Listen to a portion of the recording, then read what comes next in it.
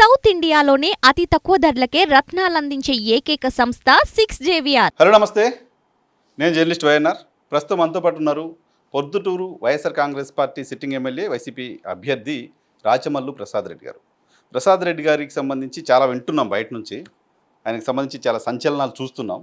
Cinema story తరహా incidents కూడా రాచమల్లు ప్రసాద్ రెడ్డి జీవితంలో చాలా ఉన్నాయి. అవి బయటకు విన్నాం, ఆయనతో మాట్లాడదాం. దాంతోపాటు కడప జిల్లాలో తెలుగుదేశం పార్టీ గెలిచే సీటు గెలవబోయే సీటు అంటూ ప్రొద్దుటూరు పేరు ప్రచారం జరుగుతోంది. ఎంతవరకు వాస్తవం? ప్రసాద్ రెడ్డి గారితో మాట్లాడదాం. సార్ నమస్తే. నమస్తే. హైదరాబాద్ నుంచి వస్తున్నా. మొన్న ఎప్పుడో లాస్ట్ వీక్ విజయవాడ అంతా తిరిగా. కడపలో పొద్దుటూరు మేము గెలిచేస్తున్నాం అనే జనరల్ టాక్ రెండు రాష్ట్రాల రాజధానుల్లో వినపడుతోంది. ఎందుకది? స్థానికంగా ఉండే తెలుగుదేశం పార్టీ నాయకులు ఒక విష ప్రచారాన్ని నమ్ముకొని ఎన్నికలకు పోతా ఉన్నారు. మొట్టమొదట ఓడిపోయే సీటు తెలుగుదేశం పార్టీ ఓడిపోయే సీటు పులిందుల తర్వాత ప్రొద్దుటూరే. పులిందుల తర్వాత ఓడిపోయేది ప్రొద్దుటూరు. ఈ జిల్లాలో ఎవరిని అడిగినా చెప్తారు. కాకపోతే ప్రొద్దుటూరులో మేము గెలుస్తామనే ఒక ప్రచారాన్ని చేసుకొని విష ప్రచారం వల్ల కొంత లేని బలాన్ని సంతరించుకునే ప్రయత్నంలో భాగంగా ఒక వ్యూహం. అయితే ఇట్లన్నీ కూడా ఒక వారం రోజులు, 10 రోజులు, 15 రోజులు నడుస్తాయి తప్ప ఎలక్షన్ వరకు కూడా నడుస్తావు. సో నా అభిప్రాయం అయితే సులువుగా ఓడిపోతున్నారు తెలుగుదేశం పార్టీ వాళ్ళు. కానీ గడపలో మిగతా సీట్లపైన చేయొచ్చు కదా క్యాంపెయిన్. కేవలం పొద్దుటూరు పైన ఎందుకు చేస్తుంది తెలుగుదేశం పార్టీ?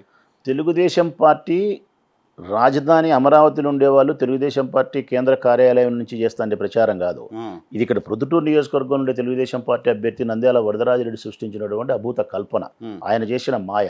కొంతమంది మనుషులను ఉద్దేశపూర్వకంగా ఆయన అపాయింట్ చేసి టీ బంకుల దగ్గర, రోడ్ల దగ్గర, సినిమా టీజర్ల దగ్గర, మార్కెట్ దగ్గర మనుషులు పెట్టి వాళ్ళే మాట్లాడుకుంటూ ఇది గెలిచే సీట్ లాగా దాన్ని భ్రమలు కల్పించే పరిస్థితులు చేసి ఒక మౌత్ క్యాన్వాస్ చేస్తున్నారు. దాన్ని నమ్మిన తెలుగుదేశం పార్టీ ఇక్కడ ఏదో గెలవబోతానమనే అభిప్రాయం ఉంది కాబట్టి కొంచెం అటు ఇటు ఉన్నా కానీ వాళ్ళు కూడా దాన్ని ఫోకస్ చేసే విధంగా ప్రయత్నం చేస్తున్నారు. కానీ రాచమల్లి ప్రసాద్ రెడ్డి చేసిన అభివృద్ధికి సంబంధించిన సౌండ్ కంటే వాళ్ళు టీ బంకుల దగ్గర చేస్తున్న పెయిడ్ క్యాంపెయిన్ తాలూకా సౌండ్ ఎక్కువ వినపడుతుందా?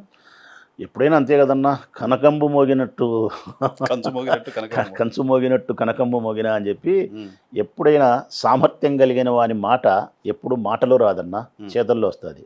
సామర్థ్యం లేని వాని యొక్క చర్య ఏదైనా కానీ మాటల్లో మాత్రమే పరిమితమై ఉంటుంది. ఓడిపోయేవాని యొక్క సౌండ్ ఇట్నే ఉంటుంది, గెలిచేవాని సౌండ్ ఇట్నే ఉంటుంది. అంతేనా? సౌండ్ చేస్తారా? ఇట్నే ఉంటుంది గెలిచేవాడు. జూన్ 4న మీ సౌండ్ వినపడుతుంది. అక్షరాలన్నా దాదాపుగా నేను 30-35 వేల ఓట్లతో నేను గెలవబోతా ఉన్నా. మీరు మీ గురించి సరే ముందు పాలిటిక్స్ మాట్లాడాను, కానీ రాచమల్లి ప్రసాద్ రెడ్డి అనగానే ఒక రాజకీయ నాయకుడి కంటే ఏదో తత్వం, ధర్మం వీటి గురించి ఎక్కువ మాట్లాడుతూ ఉంటారు. ఎందుకు? అవును. ఏంటి అసలు మీ బ్యాక్గ్రౌండ్ ఏంటి? ఏం చదువుకున్నారు? ఎక్కడి నుంచి వచ్చింది అది? నా కుటుంబ సభ్యుల్లో కూడా మా పూర్వీకులందరూ కూడా, మా అబ్బగారు కానీ మా గ్రాండ్ ఫాదర్స్ అందరూ కూడా ఎక్కువ చదువుకు ప్రాధాన్యత ఇచ్చిన వాళ్ళు. ఎప్పుడో 100 సంవత్సరాల పూర్వమే మా అబ్బగారు అందరూ కూడా ఎక్కడో అలహాబాద్లో హిందీ పండిట్ ఒక అబ్బా, అవునా, మద్రాస్ గిండి కాలేజీలో ఇంజనీరింగ్ ఒక అబ్బా, కడప ఆర్ట్స్ కాలేజీలో బీకామ్ ఆడిటర్ ఒక అబ్బా, ఒక అబ్బా అరుణ ఇంజనీరింగ్ వర్క్షాప్ అని చెప్పి కడపలో వర్క్షాప్ స్టార్ట్ చేసి గ్రాడ్యుయేషన్ చేసి అమెరికాకు పోయి వ్యాపారం చేసి సెటిల్లు. ఒక అబ్బా రష్యాకు పోయి రష్యన్ లాంగ్వేజ్ని ఇంగ్లీష్లోకి తర్జుమా చేసి ఇంగ్లీష్ నుంచి తెలుగులోకి తర్జుమా చేసిన వారు ఒక అబ్బా. ఒక అబ్బా స్వప్న సీతాచలం అనే ఒక గ్రంథాన్ని రచన చేసిన అబ్బా. ఎన్నో రచనలు రాసిన వాళ్ళు. సవ్యసాచి అనే పత్రిక నడిపిన వాళ్ళు. సవ్యసాచి అనే పత్రిక నడిపినారు కడపలో. ఈనాడు పత్రిక ఎడిటోరియల్ రాసిన వాడు ఒక అబ్బా. ఇవన్నీ చాలా సరస్వతీ పుత్రులు, సాహితీ మిత్రులు, చాలా జ్ఞాన సంపద కలిగిన వాడు, జ్ఞాన గని కలిగిన వాళ్ళు. At the same time Saraswati పుత్రులు, లక్ష్మీపుత్రులు వాళ్ళు అదృష్టవంతులు. జనరల్గా రెండు ఒక చోట ఉండవు, వాళ్ళకి 2 ఇచ్చినారు. సో ఆ రక్తంలో నుంచి వచ్చిన వాడిని నేను. అదే రక్తంలో కూడా స్వాతంత్ర సమరయోధులు కూడా, అభ్యుదయ భావాలు కలిగిన వాళ్ళు, పేదలకు అనుకూలంగా ఉండేవాళ్ళు, కులాలకు మతాలకు ప్రాధాన్యత ఇవ్వకుండా శుభ్రకు పరిశుభ్రతకి మాత్రమే ప్రాధాన్యత ఇచ్చి హరిజనులను ఆనాడే హక్కును జరుచుకునే వాళ్ళు. వాళ్ళు పోసిన నీళ్లను బావిలో నుంచి తెప్పించి నీళ్లు పోసి తాగిన వాళ్ళు 100 ఏళ్ల కిందట. సో ఇటువంటి మనస్తత్వం కలిగిన రక్తంలో నుంచి వచ్చిన వాడిని కాబట్టి నాకు కూడా దేశం మీద, ఈ దేశ ప్రజల మీద, ఇటువంటి భావాల మీద నా కుటుంబ సభ్యులందరికీ ఆ ఫీలింగ్స్ ఉన్నాయి. కాకపోతే నేను కొద్దిగా ఎక్కువ వెలుగులోకి వచ్చి చదువుకున్నారా? నేను గ్రాడ్యుయేషన్ పూర్తి చేసినానన్నా ఎస్ఎన్ఆర్ గవర్నమెంట్ ఆర్ట్స్ కళాశాలలో. అందులో కూడా తెలుగు సబ్జెక్ట్ మీద ఎక్కువ ఇంట్రెస్ట్ ఉండేవాడిని. చిన్నప్పటి నుంచి కూడా తెలుగు భాష అంటే ఎక్కువ ఇష్టము. తెలుగు భాషలోనే ఎక్కువ మాట్లాడతా. మీరు నాతో చాలాసేపు మాట్లాడినా కానీ నీకు ఆంగ్లం అక్షరాలు మస్తు కూడా కనిపించకుండా ఉండొచ్చు. అది నా మనస్తత్వం. సో ఈ తత్వం, ధర్మాన్ని సీరియస్గా నమ్మడం, ధర్మాన్ని సీరియస్గా ఫాలో. మా గ్రాండ్ ఫాదర్ ఎలా? భైరవకొండారెడ్డి అని మా అబ్బా. ఆయనే స్వాతంత్ర సమరయోధుడుగా జమీందార్ ఆయన స్వాతంత్ర సమరయోధుడిగా ఉప్పు సత్యాగ్రహంలో పాల్గొన్నాడు. జరిమానా కట్టకుండా జైలుకు పోయినవాడు.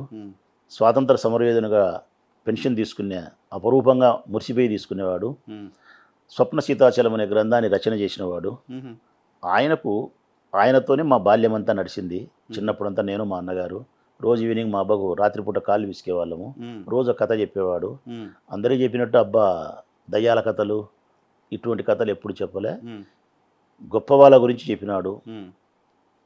రాణా ప్రతాప్ సింగ్ గురించి చెప్పినాడు.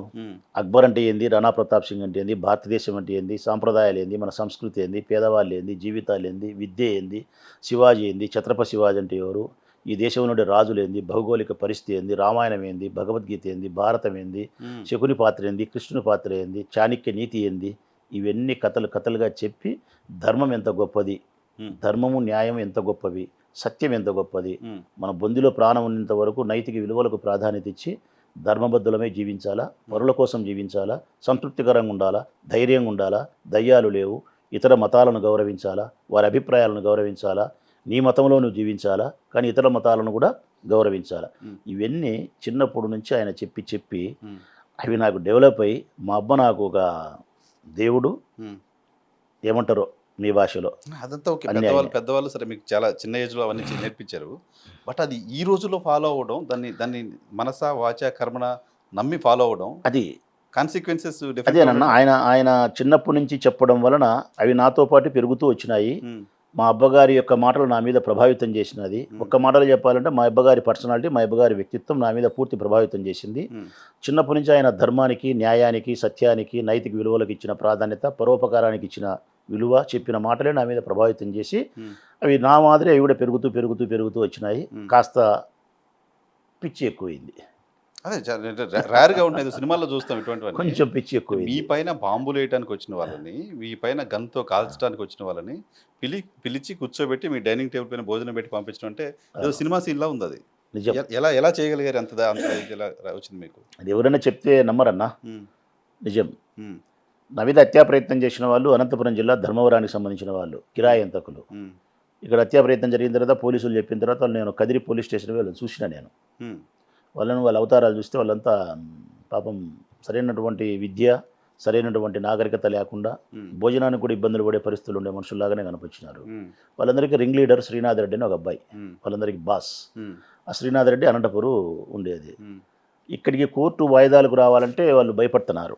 ప్రొద్దుటూరు కోర్టు వాయిదాలకు రావాలంటే కానీ ఇక్కడ నేనేమన్నా చేస్తానేమని వాళ్ళ భయం.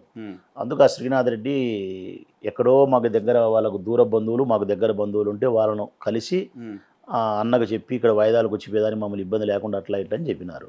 అప్పుడు నేను నవ్వి చెప్పిన, నేను లేదు ఆ పిల్లో నేను భోజనానికి ఇన్వైట్ చేస్తా, ఫోన్ కలుపు అని చెప్పి ఫోన్లో నేను పిలిచిన. శ్రీనాథ్, నా ఇంటికి భోజనానికి రమ్మా, కోర్టుకు వచ్చేదానికి బాధలేదు తమ్ముడు, నా ఇంటికే భోజనానికి రా, నువ్వు ఇందు భోజనానికి అని చెప్పి ఆ పిల్లోని భోజనానికి పిలిచి ఈ ఇంట్లోనేనా, ఈ ఇంట్లో ఇప్పుడు పడగొట్టి కట్టినాము, అప్పుడు పడగొట్టలే, ఈ ఇంట్లోనే, ఈ ఇంట్లో నా భార్యకు చెప్పి ఆ రోజు అతని కోసం అని చెప్పి పంచభక్ష పరిమాణాలతో పాటు శాకాహారం, మాంసాహారం అన్ని భోజనాలు చేయించి నేను మా ఆయన కలిసి కూర్చొని నేను వడ్డిస్తూ నేను తింటూ ఆ విల్లోని భోజనం పెట్టి ఎన్నో విషయాలు ఆ విల్లుంతో మాట్లాడినా.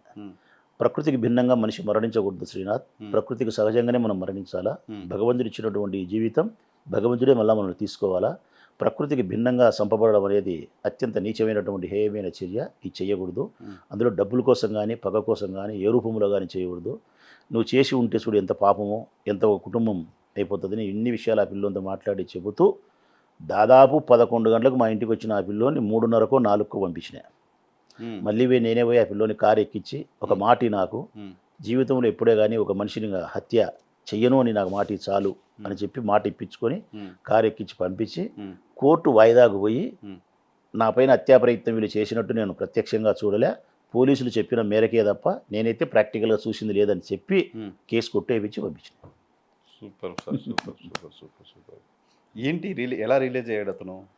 అంటే ఏడ్చినాడు, కళ్ళకు నీళ్లు పెట్టి నన్ను కౌగిలించుకొని ఏడ్చి, నాకు సొంతం అన్న కంటే నువ్వు ఎక్కువన్నా, నా జీవితం అంతా నిన్ను మతికి పెట్టుకుంటా, జీవితంలో ఎప్పుడు నిన్ను నేను కలుస్తా, నాకు ఆపద ఇబ్బంది ప్రేమ ఏది కలిగినా నీతో నేను పంచుకుంటున్నా అని చెప్పి పోయినాడు. అప్పుడప్పుడు మాట్లాడుతున్నాడు. మాట్లాడతాడు. ఓకే.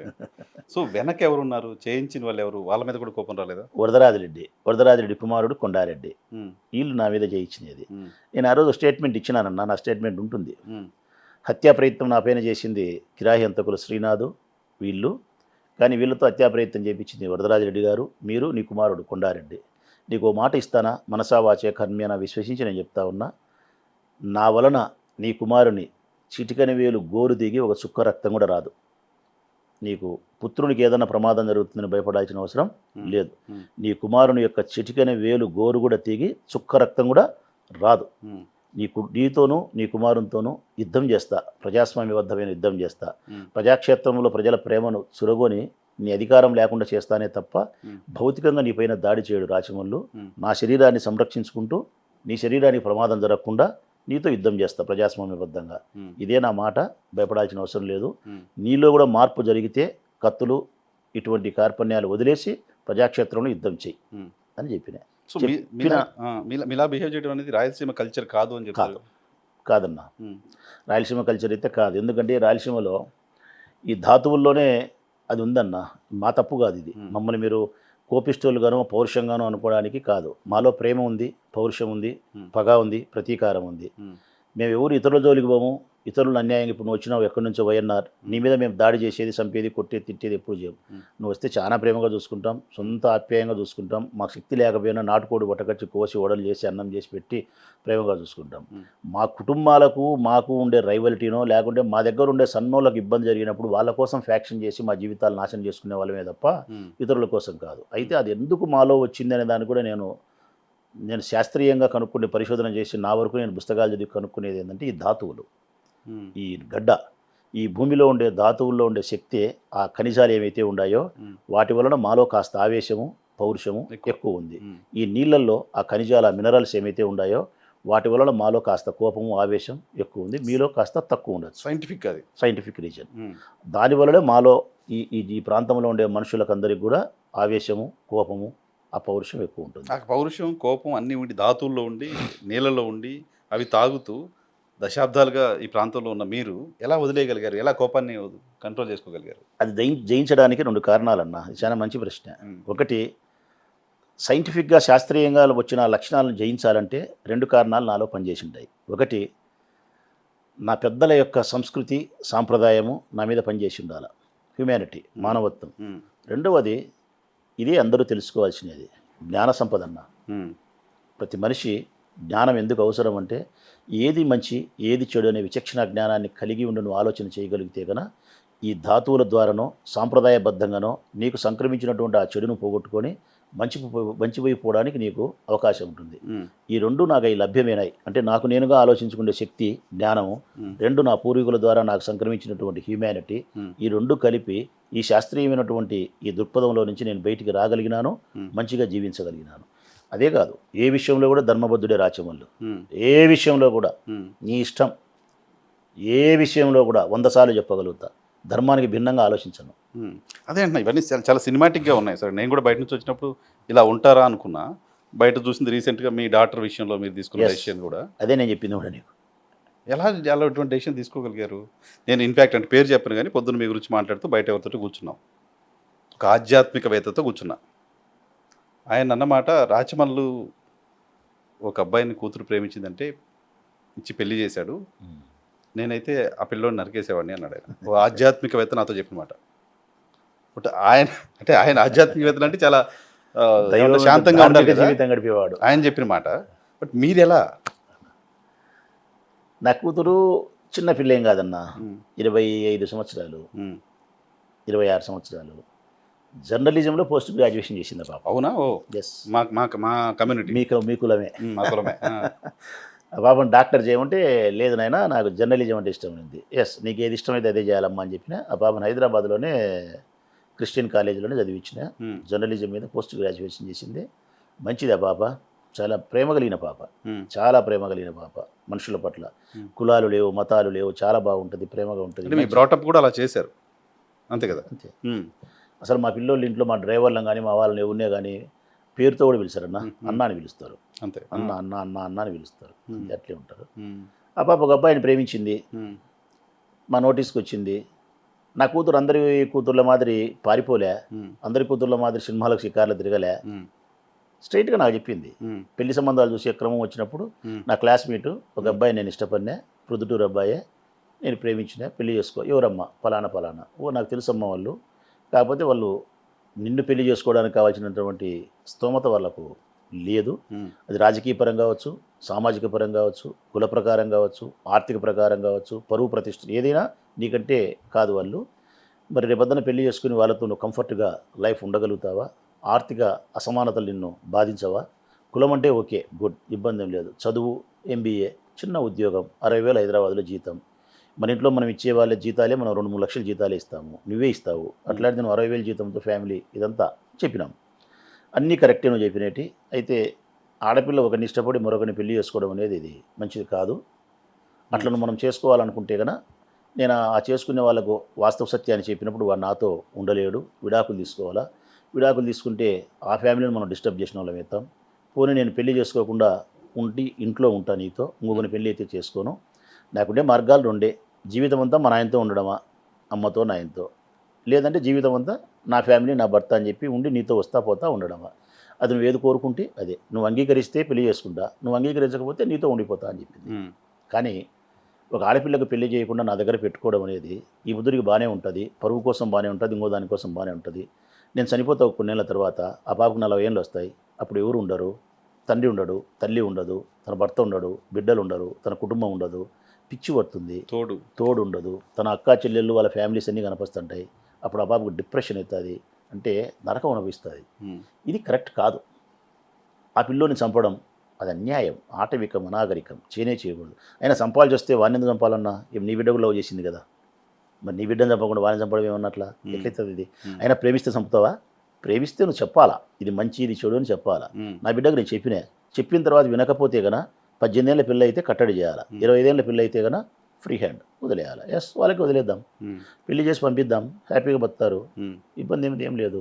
ఒకవేళ ఏదైనా చిన్నపాటి సమస్యలు వచ్చినాయి మనం కాపాడదాంలే.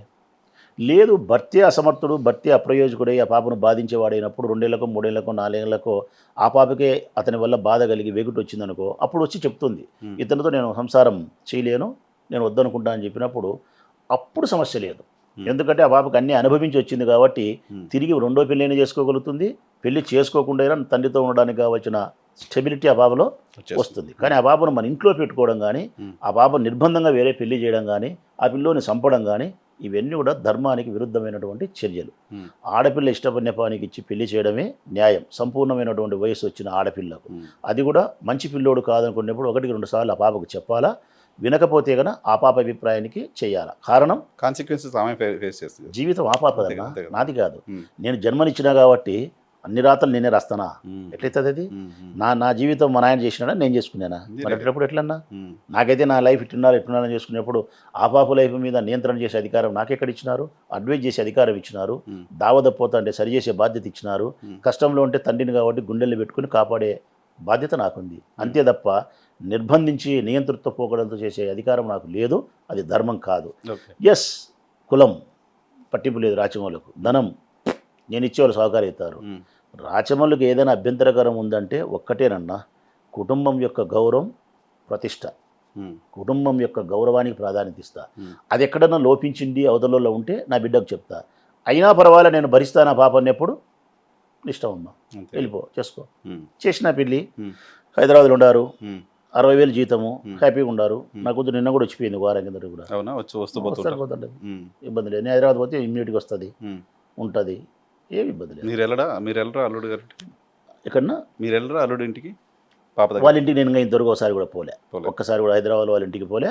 ఆ పాప అయితే మటుకు నా దగ్గరికి ప్రొద్దుటూరు మా ఇంటికి వస్తుంది, మామూలుగా ఉంటుంది, మా వాళ్ళతో అంటారు. ఎక్కడ మాకు అట్లా ఆ పాప చేసుకుందనే కోపం కానీ ఇంకోటి కానీ ఏంది లేదు. ఆ పాపకు చెప్పినా కూడా నీ భర్తను మేము అంగీకరించి దగ్గర తీసుకునేదాన్ని కొంత సమయం పట్టచ్చేమో, కానీ నువ్వైతే మటుకు మా కూతురువే, ఎప్పుడైనా రావచ్చు, ఎప్పుడైనా పోవచ్చు, మన మధ్య అన్ని సంబంధాలు అట్నే ఉంటాయి, ఇబ్బంది ఏం లేదు. మీరు బాగుంటే సంతోషం.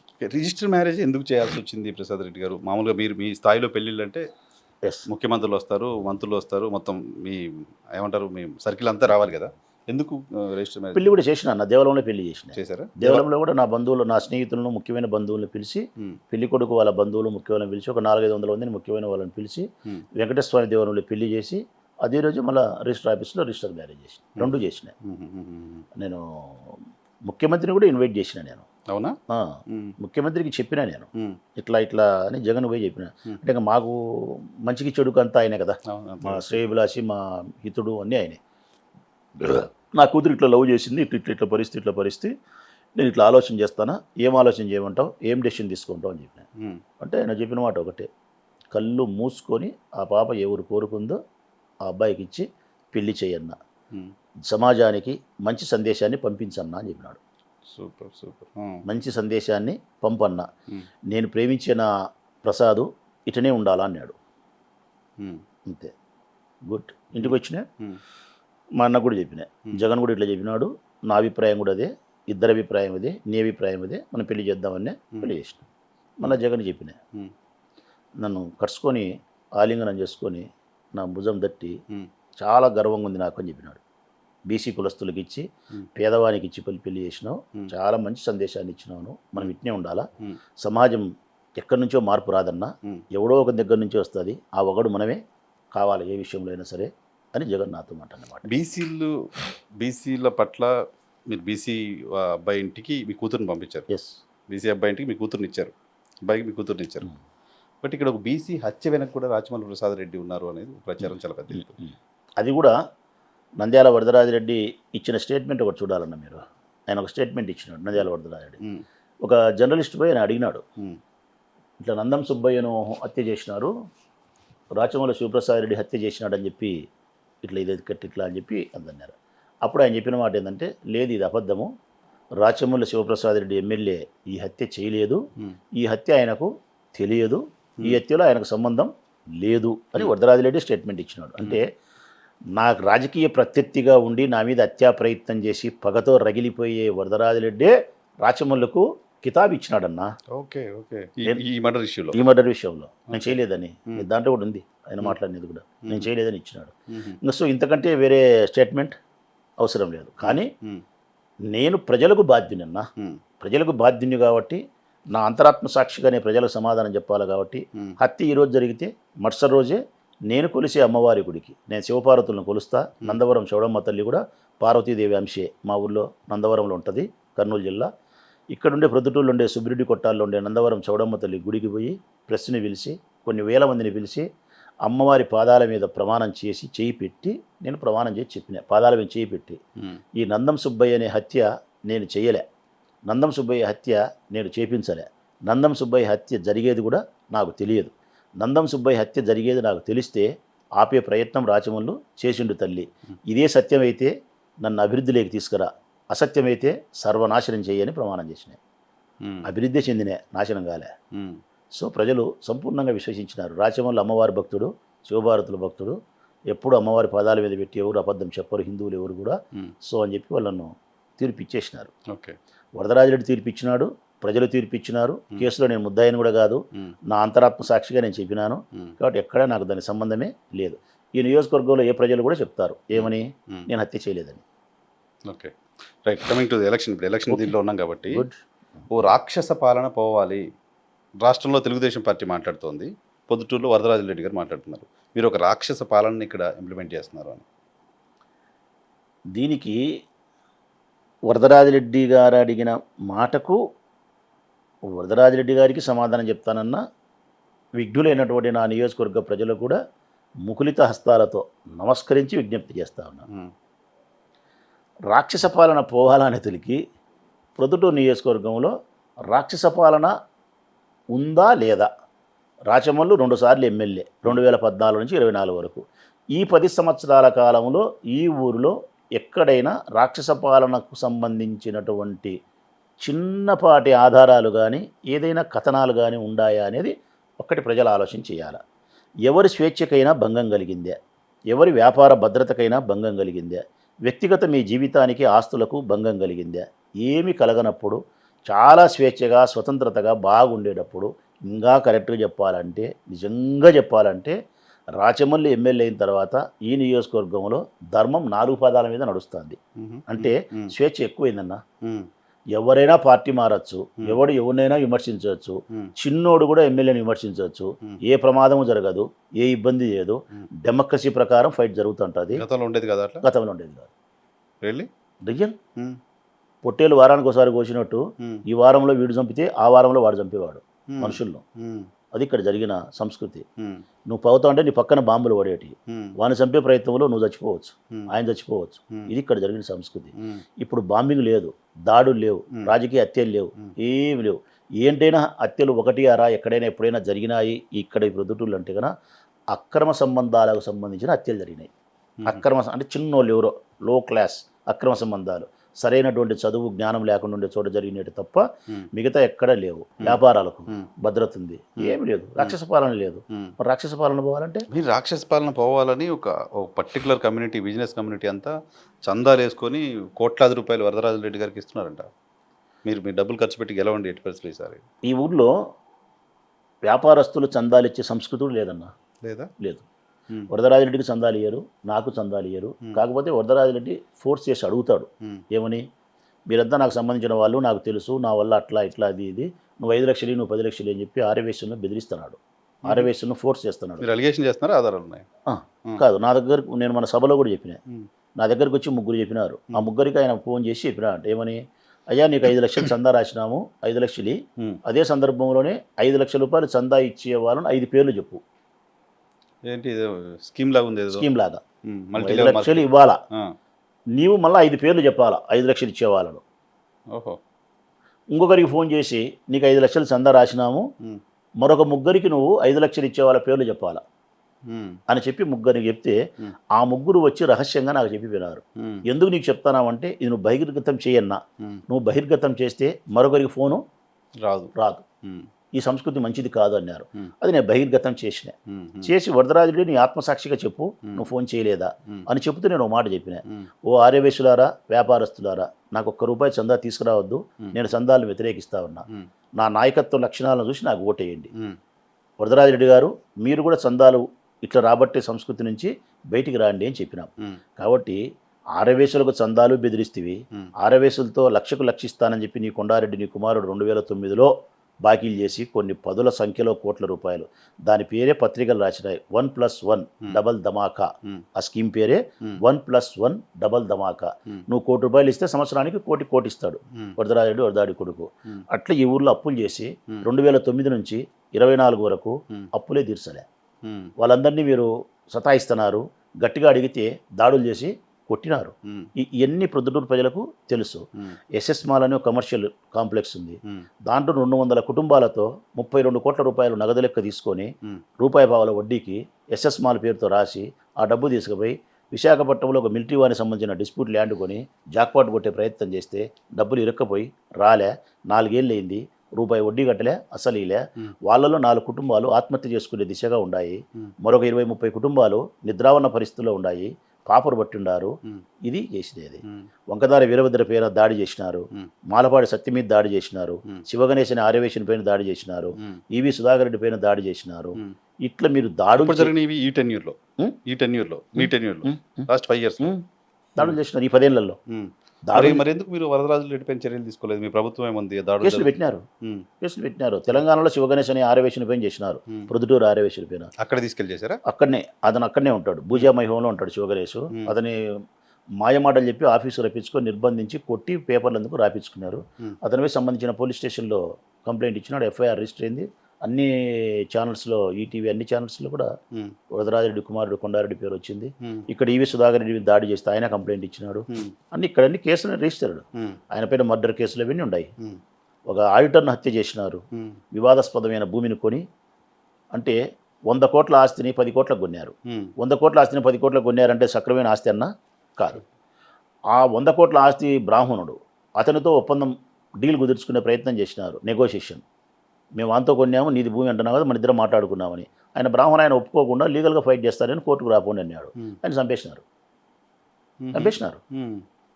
కేసు రిజిస్టర్డ్, కోర్టులో జరుగుతుంది, అది కూడా కేసు రిజిస్టర్డ్. ఆ ఆస్తి ఉండేది విజయవాడలో, అది ఇప్పుడు 200 కోట్లు ఎంతో అయింది ఆస్తి. ఇట్లా నేర చరిత్ర కలిగిన కుటుంబమే ఇవన్నీ ఉన్నాయి. ఎందుకు నీకు ఆర్యవేశులు ఓటేస్తారు? ఆర్యవేశులు ఎవరికి ఓటేస్తారు తెలిసిన? మర్యాదస్తునికి ఓటేస్తారు, వినయం ఉండేవానికి వేస్తారు, శాంతియుతమైన వాతావరణంలో ఉండేవానికి ఓటేస్తారు, సౌమ్యంగా వ్యాపారం చేసుకునే పద్ధతిగా ఉండేవానికి ఓటేస్తారు, వాళ్ళ స్వేచ్ఛకు వారి వ్యాపారాలకు భద్రత కల్పించి అగౌరవం కల్పించకుండా ఉండేవానికి ఓటేస్తారు, ఊరిని అభివృద్ధి చేసేవానికి ఓటేస్తారు. ఇంకా చివరిగా ఒక మాట చెప్పాలంటే, నువ్వు మేలు చేయకపోయినా పర్వాలేరా స్వామి, కీడు చేయకు, నీకు దండం రా స్వామి అని ఓటేస్తారు. మీరు కీడు చేసిన వాళ్ళు, మంచి చేసిన వాళ్ళు మీరే ఆలోచించుకోండి. నేను కీడు చేసినానా మంచి చేసినానా అనేది వాళ్ళు ఆలోచించుకుంటారు. నేను మంచి చేసింటే నాకేస్తారు, మీరు దౌర్జన్యం చేసింటే మీకేయరు. ఇదే సూత్రమే 13వ తారీఖున మీకు తెలుస్తుంది. సరే, మనుషులు, వ్యక్తిగత వ్యవహారాలు, సవాళ్ళు, ప్రతి సవాళ్ళు, హత్యలు ఇవి కాకుండా ప్రొద్దుటూరు డెవలప్మెంట్ పాయింట్ గురించి మాట్లాడితే ఏంటి మీరు చేసిన డెవలప్మెంట్ ప్రొద్దుటూరు కంటే? వరదరాజిరెడ్డి 25 సంవత్సరాలు ఎమ్మెల్యేగా కొనసాగినాడన్న ఈ నియోజకవర్గంలో. ఆయన అదృష్టం కూడా ఏంటంటే కనుక ప్రతిసారి ఆయన చాలాసార్లు అధికార పార్టీలో ఎమ్మెల్యేగా ఉన్నాడు. 2014-19 ఆయన ఇన్ఛార్జ్, 14-19 తెలుగుదేశం పార్టీ అధికారం. 2009-14 రోసయ్య కిరణ్ కుమార్ రెడ్డి ముఖ్యమంత్రి, ఈయన దాంట్లో ఇన్ఛార్జ్. 2004-9 రాజశేఖర రెడ్డి ముఖ్యమంత్రి, ఈయన ఎమ్మెల్యే ఇన్ఛార్జ్. అంటే కంటిన్యూగా 15 ఏళ్ళు పవర్లో ఉన్నాడు. అంతకుముందు ఎన్టీ రామారావు ఉన్నప్పుడు కూడా ఎన్టీఆర్ పార్టీలో ఉన్నాడు. అంటే నేదురుమల్లి జనార్దన్ రెడ్డి, కోట్ల విజయభాస్కర్ రెడ్డి ఉన్నప్పుడు కూడా ఉన్నాడు. అంటే 25-30 సంవత్సరాలను అధికార పార్టీలో ఎమ్మెల్యేగా కొనసాగి ఈ నియోజకవర్గానికి ఏం అభివృద్ధి చేసినావని అడిగిన నా తొలి ప్రశ్నలో ఒకటింది, ఏదైనా అభివృద్ధి చేసినావని చెప్పుకునేదానికి కొంత ఉంది. ఎప్పుడు 20 ఏళ్ల కిందట. ఎవరి పేరు చెప్పి? రాజశేఖర రెడ్డి పేరు చెప్పి. రాజశేఖర రెడ్డి పేరు చెప్పకుండా నువ్వు అభివృద్ధి ఏమైనా చెప్పగలుగుతావా అంటే చెప్పలేడు. నువ్వు ఇప్పుడు తెలుగుదేశం పార్టీలో పోటీ చేస్తున్నావు కాబట్టి చంద్రబాబు నాయుడు ఆధ్వర్యంలో నువ్వేమైనా అభివృద్ధి చేసినావా అంటే కనుక రూపాయి లేదు. 2014-19 నువ్వు ఇన్ఛార్జ్, చంద్రబాబు నాయుడు ముఖ్యమంత్రి. ఈ 5 సంవత్సరాల కాలంలో ప్రొద్దుటూరికి నువ్వు 1 కోటి రూపాయలు నిధులు తెచ్చి అభివృద్ధి చేసి ఉంటే కనుక నేను నామినేషన్ వేయను. వైఎన్ఆర్ సాక్షిగా ఇప్పుడు కూడా చెప్తున్నా. వైఎన్ఆర్ జర్నలిస్ట్ నువ్వు, మీ మీడియా ఈ ఇంటర్వ్యూ ద్వారా చెప్తా ఉన్నా. 14-19 చంద్రబాబు నాయుడు ముఖ్యమంత్రి, నీవు తెలుగుదేశం పార్టీ ఇన్ఛార్జ్, 1 కోటి రూపాయల నిధులు తెచ్చి ప్రొద్దుటూరికి అభివృద్ధి నువ్వు చేసి ఉంటే మొత్తం 5 ఇయర్స్లో 1 కోటి రూపాయలు నేను నామినేషన్ వేయను. ఇదే మాట మీదనే ఉంటా. ఒక ఇల్లు కట్టించింటే వేయను. ఒక జానుడు స్థలం ఎవరికైనా ఇచ్చి ఒక పక్కా గృహాన్ని మీ డబ్బుతో కట్టించి ఒక చెల్లితో ఆ ఇంట్లో సంసారం చేయించుంటే నామినేషన్ వేయను. టిట్కో ఇల్లు కూడా లేవా ఇక్కడ? టిట్కో ఇల్లు ఇచ్చే ప్రయత్నం చేసి వివాదాస్పదమైన భూమిలోకి పోయి కోర్టు వాద్యంలో ఉండి ఆగిపోయినాయి. కన్స్ట్రక్షన్ అయితే జరగలే. స్వతంత్రమైన స్థలం ఇయ్యలే, టిట్కో ఇల్లు ఇయ్యలే, ఒక్క మనిషికి ఇవ్వలే. మీరు ఒక గ్లాసు నీళ్ళు ఇచ్చింటే కనుక నామినేషన్ వేయను. నీళ్లకు 15 ఏళ్ళుగా ఇబ్బంది పడుతున్నారు. అర్ధరాత్రి అపరాత్రి నీళ్ళు ఇస్తారు, 2 గంటలకు 3 గంటలకు ఒక బిందె నీళ్లు, ఒక గ్లాసు నీళ్ళు ఇచ్చింటే నామినేషన్ వేయను. ప్రభుత్వ పాఠశాలలు ఒక పాఠశాలకు 1 లక్ష రూపాయలు పెట్టి ఒక బిల్డింగ్ కట్టించినా, ఒక బాత్రూమ్ కట్టించినా నామినేషన్ వేయను. పొదుపు సంఘాలను మహిళలకు రుణాలు మాఫీ చేస్తామని చెప్పినారు, చేసి ఉన్నా కట్టను, నామినేషన్ వేయను. వ్యవసాయ రుణమాఫీ చెప్పినారు, చేసి ఉన్నా నామినేషన్ వేయను. సో మీరు ఇల్లు ఇచ్చారా, మీరు నీళ్ళు ఇచ్చారా, మీరు ఇంకోటి ఏం చెప్పారు, స్కూల్స్ డెవలప్ చేశారా? ఇప్పుడు ఆయనకి ఏదైతే క్వశ్చన్లు చేశారో ఈ 5 ఇయర్స్లో మీరు అవి చేయగలిగారా? నేను 2019 నుంచి 2024 ఇప్పటి వరకు చూస్తే కనుక ఈ నియోజకవర్గం పుట్టినప్పటి నుంచి ఈ రాష్ట్రాన్ని పరిపాలించినటువంటి అందరి ముఖ్యమంత్రులు కలుపుకుంటే, అందరి ముఖ్యమంత్రులు రాజశేఖర రెడ్డి అన్న కూడా మా ఇష్టమైన అభిమాన రాజకీయ నాయకుడు, అన్నను కలుపుకుంటే కూడా అన్నీ కలుపుకొని కూడితే కూడా ఈ ప్రొద్దుటూరు నియోజకవర్గంలో జగన్మోహన్ రెడ్డి సారథ్యంలో మేము పంచినంత భూమిని 50% చేయలేకపోయినారు. మొత్తం 70 ఏళ్లలో రాజశేఖర రెడ్డిని తీసేసి చూస్తే 5% ఇలే.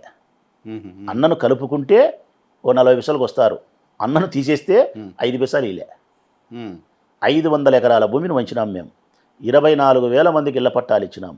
మీరు డీగేట్ పట్టాలు మీరు 5,000 ఇలే. 24,000 మందికి మేము డీగేట్ పట్టాలు కాదు ఇచ్చింది, రిజిస్ట్రేషన్ డాక్యుమెంట్స్ ఇచ్చినాం. నీ పేరుతో రిజిస్ట్రేషన్ చేయించి నీకు అమ్ముకుండే స్వేచ్ఛను అధికారాన్ని కల్పిస్తూ ఇచ్చినాం. 24,000 మందికి 1,80,000 రూపాయలు డబ్బులు ఇచ్చి ఇల్లు కట్టించే ప్రయత్నం చేస్తున్నాం. 4-5 వేల ఇల్లు పూర్తి చేసినాం. మిగతా ఇళ్లను కూడా మరొక 6 నెలలు పూర్తి చేసి ఇవ్వబోతున్నాం. నా ఊర్లో ఉండే ప్రభుత్వ పాఠశాలలకు 56 కోట్లు ఇచ్చినాడు జగన్మోహన్ రెడ్డి. 56 కోట్లు ఓన్లీ పాఠశాల. ఓన్లీ పాఠశాలలకు. నాడు నేడు మన బడి కింద మౌలిక వసతులకు మాత్రమే, అంటే బిల్డింగ్ కన్స్ట్రక్షన్, బల్లలు, బెంచీలు, బోర్డు, బాత్రూమ్స్, ఇన్ఫ్రాస్ట్రక్చర్ 56 కోట్లు ఇచ్చి కార్పొరేట్ స్థాయి స్కూళ్ళ కంటే గొప్పగా అమెరికాలో ఉండే స్కూళ్ళ లాగా నా నియోజకవర్గంలో రాష్ట్రంలో ఉండే స్కూళ్ళన్నీ బాగు చేసినాడు. 56 కోట్లు నా ఊరికి ఇచ్చినాడు, స్కూళ్ళు బాగానే. మూడవది నీళ్లు. 150 కోట్ల రూపాయలు పెట్టి అమృత్ అనే పథకం ద్వారా జనరల్ ఫండ్ 85%, అంటే ప్రొద్దుటూరు పురపాలక సంఘ నిధుల నుంచి 85% నిధులతో ఈ ఊరికి శ్రీశైలం నుంచి నీళ్లు తెప్పించినాడు రాచమల్లన్న. శ్రీశైలం నుంచి గండికోటకు, గండికోట నుంచి మైలవరానికి, మైలవరం నుంచి ప్రొద్దుటూరుకు పెద్ద కుళాయిల దగ్గరికి నీళ్లు తెచ్చి నీటిని శుద్ధి చేసే పరికరాలు అక్కడ బిగించి పాత 13 వాటర్ ట్యాంకులు, నేను కట్టిన కొత్త 4 కలిపితే 17 వాటర్ ట్యాంకులకు నీళ్ళు ఎక్కించి ఆ వాటర్ ట్యాంకుల దగ్గర నుంచి ప్రతి ఇంటికి కుళాయిల ద్వారా నీళ్ళు అందిస్తున్నాం. ఉదయం పూట కావాల్సినన్ని నీళ్లు శుద్ధి చేసిన నీరునిచ్చినాం.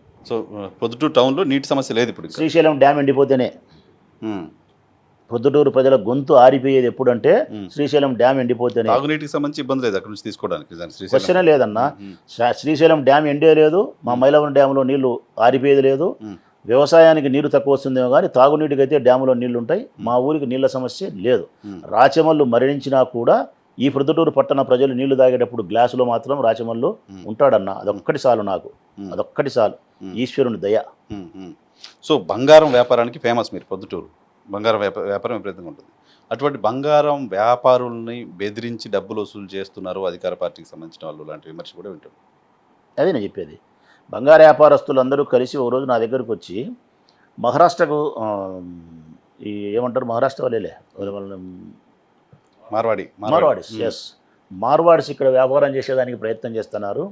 స్థానికంగా మన వాళ్ళు ఇబ్బంది పడతారు, వద్దు అని చెప్తే స్థానిక వ్యాపారస్తుల కోసం మార్వాడీస్ని పిలిచి ఇక్కడ వ్యాపారం పెట్టనీయకుండా ఆపినవాడు రాచమల్లన్న.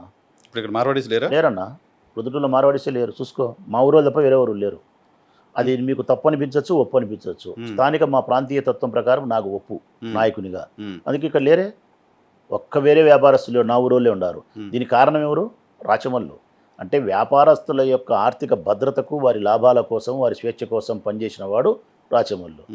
ఒకసారి గుంటూరు నుంచి ఒక మంత్రి ద్వారా తెలుగుదేశం ప్రభుత్వంలో గుడ్డలంగళ్ళు దసరా అప్పుడు వచ్చినారన్న. దసరా అప్పుడు బిజినెస్ బాగుంటుందని బయట నుంచి కోట్ల రూపాయల సరుకు తెచ్చి ఒక కళ్యాణ మండపాలు తీసుకొని ఆఫర్లు ఇచ్చి 10 రూపాయలు 100 రూపాయల చీర 50 రూపాయలని, ఒకటికి 2 చీరలను పెట్టి కోట్ల రూపాయల 10 రోజుల్లో వ్యాపారం చేసి దోచుకొని పోతారు టీడీపీ హయాంలో. ఇక్కడ ప్రొద్దుటూరుకు వచ్చినారు ఒక మంత్రికి సంబంధించిన అనునీయుడు. మా ఊరు వ్యాపారస్తులు మొత్తుకుంటున్నారు. మనం సంవత్సరాల తరబడి బట్టలంగళ్ళు పెట్టుకున్నాం. రూముకు బాడిగలు ఇవ్వాలా, గుమస్తాలకు జీతాలు ఇవ్వాలా, కరెంటు బిల్లులు కట్టాలా, సరుకు తెచ్చుకోవాలా, అప్పులు ఇవ్వాలా, ఇచ్చినప్పుడు తీసుకోవాలా. సంవత్సరం అంతా కాయలుండి ఆ పండగ పూట మనకి వ్యాపారం జరుగుతుందంటే వీళ్ళు గద్దొచ్చినట్టు వచ్చి కోడి పిల్లలు నరకపోయినట్టు నరకపోతారు, ఆఫర్లు పెడతారు, ఇట్లా చేస్తారు, మనకి ఎట్ట జరుగుతుందని చెప్పి బాధపడితే నేను అంగడి దగ్గరికి పోయి తెలుగుదేశం ప్రభుత్వంలో ధర్నా చేసిన. అంగడి దగ్గర కళ్యాణ మండపంలో కూర్చొని నువ్వు గంటల తరబల్లో నువ్వు సరుకు ఎత్తుకొని పోతావా, ధర్నా చేస్తాను అని చెప్పి ధర్నా చేసి, ధర్నాకు వాడు వినకపోతే గన దాడికి కూడా సిద్ధమే అని చెప్పినాం. దాడికి కూడా అంటే ఎటువంటి దాడి? భౌతికమైన దాడి కాదు. మా హక్కులను కాపాడుకునే దానికోసం, మా వ్యాపారస్తులను కాపాడుకునే దానికోసం నీ వ్యాపారం జరగకుండా ఇక్కడే కొన్ని వేల మందితో బైఠాయిస్తా అని చెప్పి వేల మందితో బైఠాయించినాం. బైఠాయిచ్చి పోలీసు వాళ్ళు వచ్చి, ఎస్పీలు వచ్చి లాస్ట్కి అక్కడి నుంచి పంపించేసినారు. మరి వ్యాపారస్తులకు అండగా నిలబడింది రాచమల్లన్న. ఇట్లాంటి ఎన్నో చెప్పగలుగుతా. 1, 2, 3, 4 కాదు.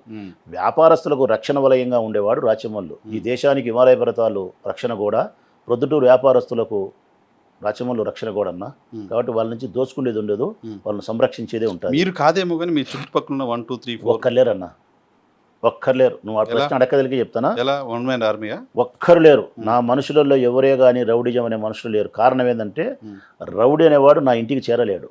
ఎందుకంటే మాకు సింక్ కాదు. మా మనస్తత్వానికి రౌడీకి సరం కాదు. నేను ఎప్పుడైనా వ్యతిరేకించేది, బలంగా వ్యతిరేకించేది ఏం తెలిసినా, బలవంతుడు బలహీనుని దోచుకోవడం, దౌర్జన్యం చేయడం. బూట్ కాల్తో దన్నమని చెప్తా పోలీసు వాళ్ళకు. వైఎస్ఆర్ కాంగ్రెస్ పార్టీ వాడే సరే దౌర్జన్యం చేస్తే బూట్ కాల్తో దన్నం ముందు. దౌర్జన్యం కాదు అన్న, ఖర్చులు ఉన్నాయి, పార్టీ ఖర్చులు, అవసరాలు, ఇట్లాంటి బ్యాచ్ ఉంటాయి. తప్పు. ఖర్చులుంటే నువ్వు సంపాదించుకొని పెట్టు, పెట్టేది లేకపోతే మానుకో. వాళ్ళని ఎందుకు అడుగుతావు నువ్వు? వాళ్ళు ఎందుకు ఇవ్వాలా నీకు? సో మీ పేరుతో ఎవరు ఎక్కడ ఎవరిని డబ్బులు అడగల? నామినేషనే వేను. దీనికి కూడా ఛాలెంజ్ నీకు. ₹1 ఎవరు అడిగినా నామినేషన్ నేను. నా మనుషులు, ఉమ్, నా కుటుంబ సభ్యులు, ఉమ్, నా దగ్గరగా ఉండే క్లోజ్ ఉమ్. ఎవరైనా సరే. మీకు డబ్బులు ఎక్కడి నుంచి వస్తాయి రాజమౌళి ప్రసాద్ రెడ్డి గారు? రియల్ ఎస్టేట్ వ్యాపారం అన్న, ఎక్కడ? ప్రొద్దుటూరు. రాజమౌళి ఎక్కడో అక్రమంగా సంపాదిస్తున్నాడు, లేకపోతే ఈజీగా లెక్క ఇట్లా ఇచ్చేస్తారా, లక్షల లెక్కలు ఇచ్చేస్తారా? అది నిజమన్నా. ఆ. అట్లా అనుకునేదానికి ఆస్కారం ఉంది, అది నాకు తెలియదు. ఉమ్, నా అన్న కానీ నా దగ్గర వాళ్ళు కానీ నాకు అది చెప్పినారన్న సంవత్సరం కిందట. ఏమని, నీ హృదయం పెద్దదై విశాలమైన హృదయం కలిగి మానవతా విలువలతో హృదయంతో నువ్వు ఎంతోమంది సాయం చేస్తున్నావు, న్యాయంగా సంపాదించిన డబ్బును ఇస్తున్నావు, ఇంకా కరెక్ట్గా చెప్పాలంటే నీ శక్తికి మించిన దానాన్ని చేస్తున్నావు. ఉమ్, యాక్చువల్గా అయితే నీ శక్తి ఇంత లేదు ఉమ్, కానీ చేస్తున్నావు, ఉమ్, అది నీ ధైర్యం. ఉమ్, కానీ ప్రజలు రాజకీయ వర్గాల్లో ఉండాం కాబట్టి ప్రచారం వేరుగా జరుగుతుంది. అక్రమంగా సంపాదించింటేనే చేస్తుంటాడు, ఎంత డబ్బు సంపాదించినాడో అధికారంలోకి వచ్చినా కానీ అనుకుంటాడంటే అది నేను నమ్మలే ఉమ్, వాళ్ళు చెప్పినప్పుడు. ఉమ్, కానీ అది నిజం, ఉమ్, అట్లా చేసినారు. ఉమ్, నా మీద నమ్మగూడని వ్యక్తులను సైతం నమ్మించేంత విషప్రచారం చేసి నేను అక్రమంగా డబ్బు సంపాదించినాను అనే స్థితికి తీసుకుపోయినారు. అయితే ప్రజలు ఏమంటారంటే, ఎట్లా సంపాదించినాడోయ్యా, ఉమ్, వేరే వాళ్ళు ఎవరు డబ్బు పెట్టారు, మ్మ్. రాచమల్లి అయితే ఎవరికైనా సాయం చేస్తాడు, ఉమ్, ప్రాణం అంటే ఇస్తాడు, ఆకలి అంటే ఇస్తాడు, పెళ్ళి అంటే పేరంటం అంటే ఏదైనా కానీ అయిపోయి ఆడదంకి వచ్చినాడో మన సంబంధంలే, ఉమ్. బీదోళ్ళు అంటే పడి తెస్తాడు పెడతాడు. ఈ నా కొడుకులు పెట్టినారా, ఎవరు పెట్టలేదే? అది ఉందా పబ్లిక్ లో? అది ఎక్కువ ఉంది, ఉందా? అది ఎక్కువ ఉంది. ఉహు, ఈ నా కొడుకులు ఎవరు పెట్టినారు, ఉమ్, ఉమ్, ఈ నా కొడుకులు సంపాదించుకోలే, మ్మ్. మా దగ్గర లేదు, వీని దగ్గర లేదు, మ్మ్. వీడు పెట్టలేదే, మరి మ్మ్. మరి అయిపోయి పెడతాడే. ఉమ్, ఈ నా కొడుకులు పెట్టరు, పెట్టి నా కొడుకులు పెట్టేవాని మాడుతుంటారు. ఉమ్, ఏం పర్వాలేదులే, అయిపోయి ఎట్టనే సంపాదించుకోలే మాకు పెడతాడు ఉమ్, అని అనుకుంటారు తప్ప, ఉమ్, నేను ఎట్ట సంపాదించినాననే విషయంలో మాత్రం కొంత నువ్వు చెప్పిన ప్రచారం అయితే జరుగుతుంది. ఉమ్, నేను ప్రజలకు ఇప్పుడు కూడా చెప్తాను, మ్. పరమేశ్వరుని సాక్షిగా చెప్తాను, ఉమ్, నేను ఏ అసాంఘిక కార్యకలాపాల ద్వారా ఒక్క రూపాయి సంపాదించలేదు. మ్. రెండో మాట, వీళ్ళు చెప్పే విధంగా నా దగ్గర 100 కోట్ల ఆస్తి నా దగ్గర లేదన్న. అదే ఆదాయం అదే ఖర్చు చేస్తంట, అదే ఆదాయం అదే ఖర్చు చేస్తంట, అదే ఉంటుంది. మ్. అంతకుమించి నా దగ్గర పెరిగేది లేదు, ఇంకా తరిగేది లేదు. ఉమ్, ఉమ్. అయితే దాన్ని జాగ్రత్తగా చేస్తాను, అది తరిగిపోకుండా చూసుకుంటాను. అది తరిగిపోతే నేను ప్రజలకు పెట్టలేను చేయలేను. కాబట్టి మ్. వ్యాపారాన్ని చేసి సంపాదించి వాళ్ళకి పెడతాను. మరి ఎలక్షన్కి లెక్క గట్టిగా చూసుకోవాల్సి ఉంటుంది కదా సార్? పెడతామన్నా, పెట్టాల్సిందే కదా. ఉమ్, పెట్టాల్సిందే, నేను పెట్టాల్సిందే, వరదరాడి పెట్టాల్సిందే, ఉమ్, చంద్రబాబు నాయుడు పెట్టాల్సిందే, ఇంకొకరు పెట్టాల్సిందే. ఉమ్, పెట్టని వాళ్ళు ఎవరుంటారు? ఉమ్, ఈయన డబ్బు గురించి మనం మాట్లాడాల్సి వస్తే కన్నా ఉమ్, ఇద్దరిని మాట్లాడు. ఇద్దరు అందరూ కాస్ట్ అయిపోయింది పాలిటిక్స్. తెలుగుదేశం పార్టీ పెట్టాల్సిందే, వైఎస్ఆర్ కాంగ్రెస్ పార్టీ పెట్టాల్సిందే. మ్. ఎవరి దారులు వాళ్ళకుంటాయి, మ్. ఎవరి ఇబ్బందులు వాళ్ళకుంటాయి, మ్. పెట్టాల్సిందే, రెడీ అయి ఉన్నారు దానికి కూడా. తప్పదు.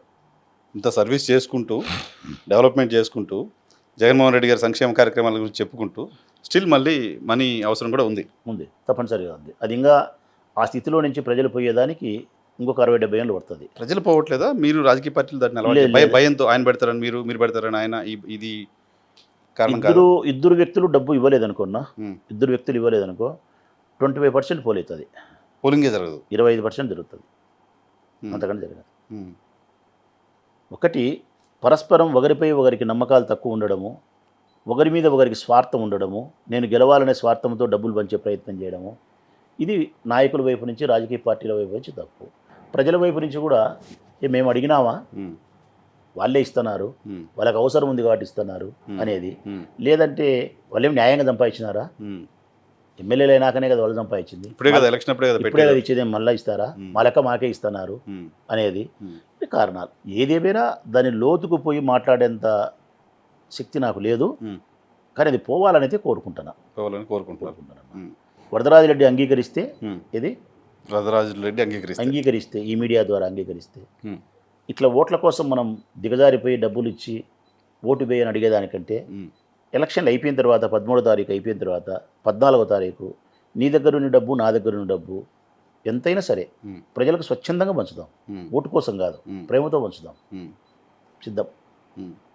డబ్బు ఇవ్వకుండా వద్దు, డబ్బు ఇద్దాం ప్రజలకు. ఓట్ల కోసం వద్దు, నాయకునిగా పంచుదాం. లేదు, నువ్వు ఒక 30 కోట్లు 40 కోట్లు, నేను ఒక 40 కోట్లు డబ్బు తీసుకొచ్చి మన ఆస్తులు అమ్మి పెట్టి ఈ ఊరు అభివృద్ధి కోసం ఏదైనా ఒక ఫండ్ పెట్టి చేద్దామంటే చేద్దాం. ఇంకా అది అయ్యేది కాదు కదా, దానికి ఎవరు ముందుకు రారు కదా. నేనేం చేయాలన్నా? ఉమ్, ఉమ్, నేను నీలాంటి జర్నలిస్ట్ ఎవరైనా ముందుకు వస్తే ఉమ్, ఒక ఆదర్శవంతమైన రాజకీయాలు నడపడానికి, నేను బలిపీఠం ఎక్కడానికి సంసిద్ధం. ఉమ్.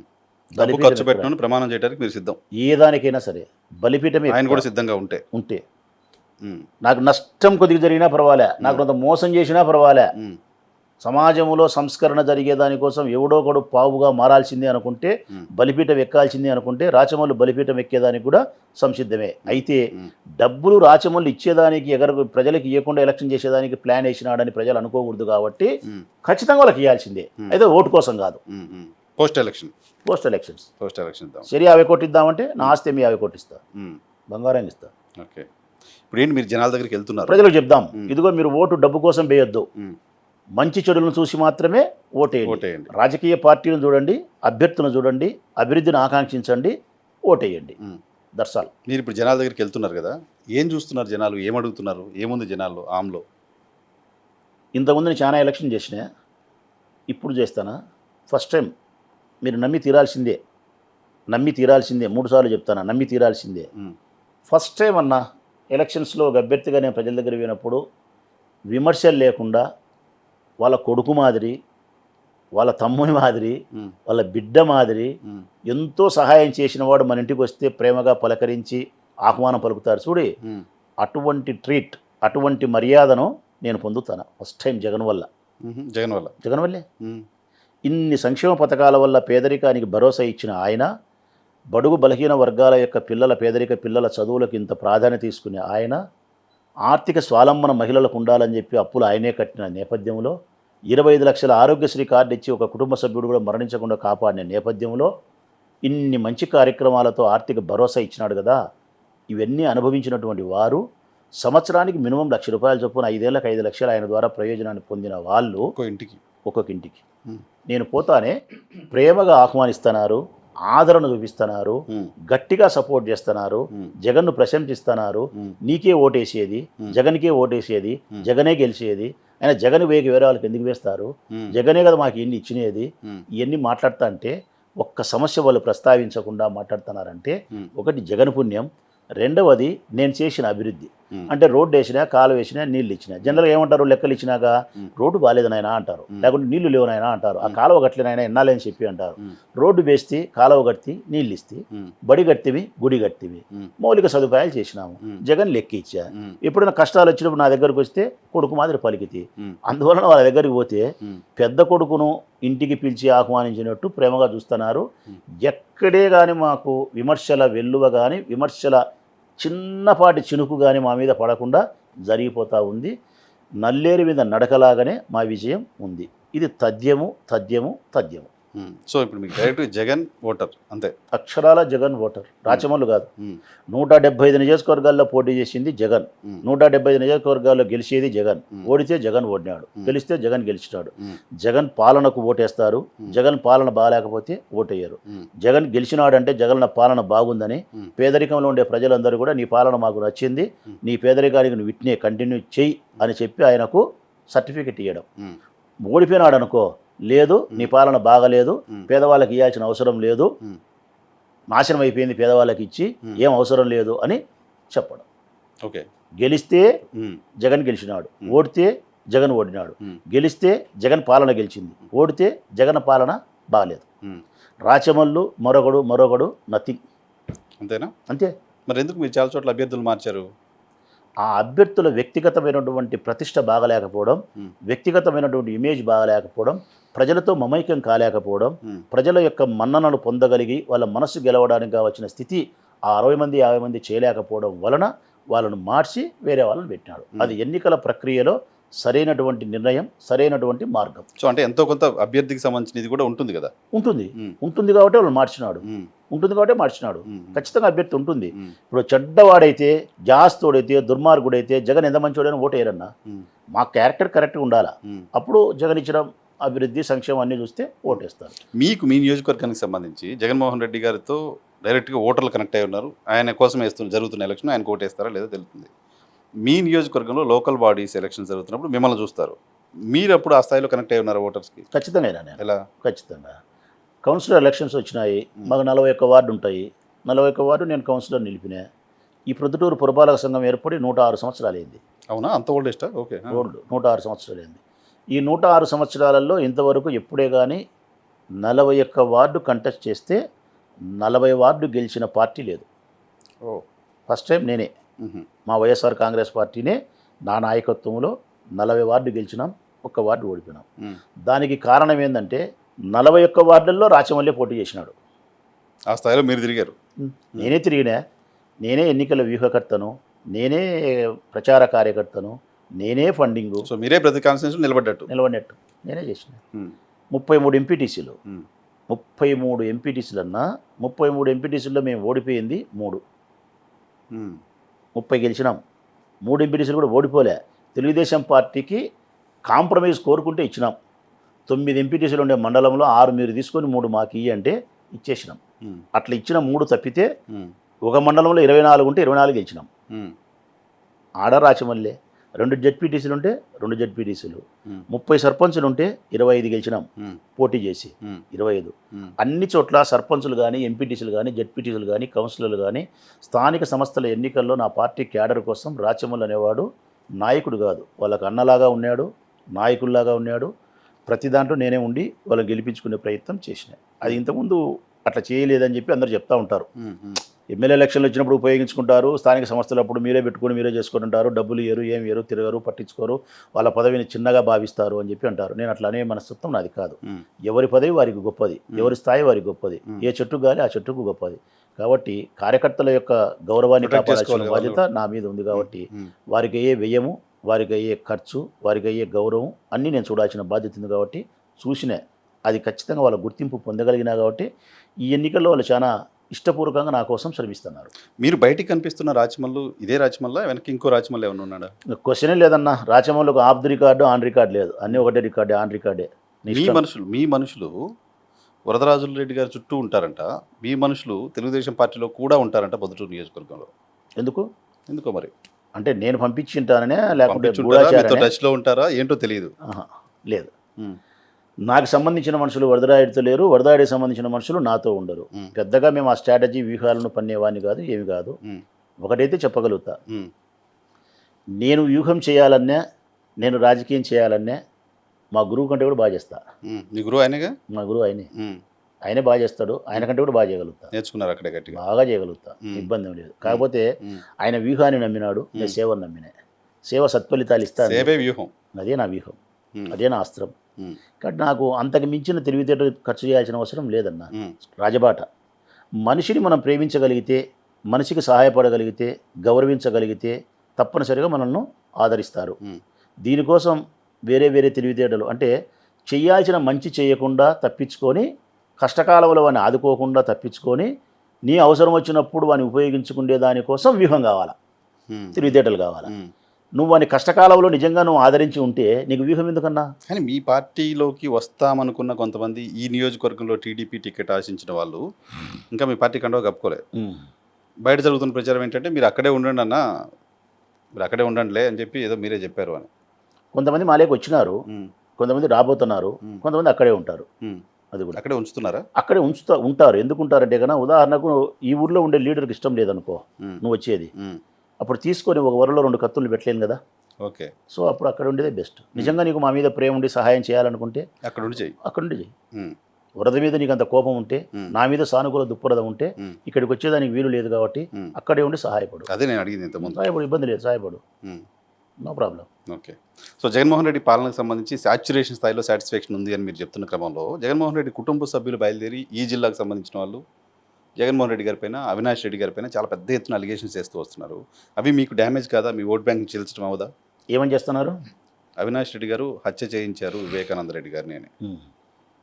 అది నేను ప్రారంభ దశ నుంచి నేను నిర్విధంగా విమర్శిస్తానా. ఏమని?